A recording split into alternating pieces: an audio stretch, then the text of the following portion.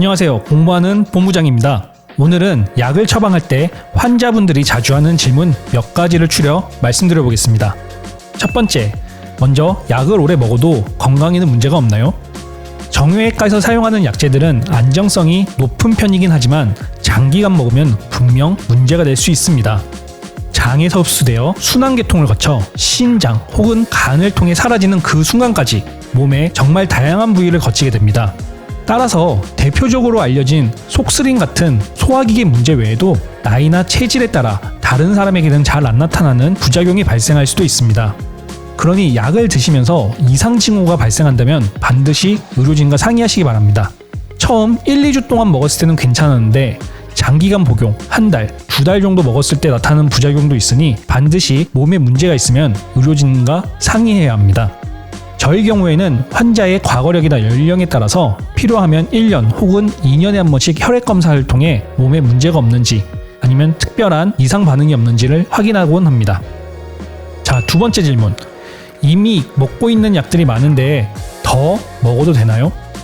네, 보통 고령의 환자분들, 이미 혈압약이나 당뇨약, 그런 지병이 있으신 분들에게 많이 받는 질문입니다.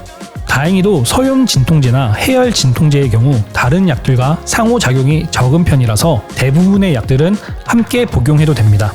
하지만 스테로이드 제제나 신경병증성 약제는 당뇨나 아스피린 같은 항지혈제를 복용하는 환자분들에게서 부작용을 일으킬 수 있습니다.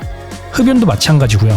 이렇게 환자분들의 기저질환이나 투약력에 따라 조절이 필요할 수 있으니 의료진과 반드시 상의를 거쳐 약을 선택하시는 것이 중요합니다. 자, 다음 질문입니다. 저번에 약을 먹었는데 속이 너무 쓰리고 구토가 나왔어요. 저는 약이랑 안 맞나 봐요. 앞서 말씀드린 것처럼 임상에서 자주 쓰는 진통제는 정말 종류가 많습니다.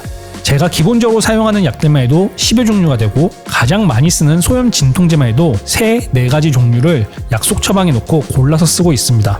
왜 그럴까요? 환자분들마다 맞는 약들이 다 다르기 때문입니다. 같은 소염 진통제 계열이지만 효과나 부작용이 조금씩 다르니 초기에는 단기간으로 약을 쓰면서 자기에게 맞는 약을 찾아봐야 합니다. 예를 들어서 서울 3대 순댓국이 뭐냐라고 질문하면은 순댓국 매니아들 사이에서 많은 논쟁이 있을 겁니다. 다 각기 입맛이 다르기 때문이죠. 약도 마찬가지입니다. A란 약이 안 맞지만 B란 약이 맞을 수도 있고 10이라는 용량으로는 부작용이 있었지만은 5라는 용량에는 괜찮을 수도 있습니다.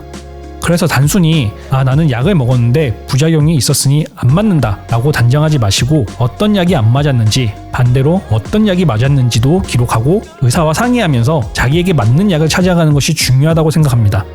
이렇게 치료라는 것은 의사가 일방적으로 하는 것이 아니고 의사와 환자 간의 상호관계를 하면서 더 좋은 치료를 향해 찾아가는 것이란 것을 환자분들도 잊지 않아 주셨으면 정말 좋겠습니다. 주사치료나 충격파 치료를 하고 있는데 소염 진통제를 먹어도 되나요? 주사치료 중 프롤로 치료나 체외 충격파처럼 몸에 염증 반응을 일으켜서 재생을 유도하는 치료들이 있는데요. 소염 진통제는 이런 염증 반응을 막기 때문에 이런 치료를 할 때 소염 진통제를 먹어도 되는지 궁금해하시는 분들이 종종 있습니다. 아직까지는 소염 진통제가 이러한 치료의 효과를 저해한다는 연구는 없습니다. 하지만 치료 기전을 생각하면 영향을 줄 수 있다고 생각하기에 저는 가능하면 마약성 진통제 같은 소염 진통제가 아닌 다른 계열의 약제를 먼저 처방하는 편입니다. 오늘 공부는 여기까지입니다. 감사합니다.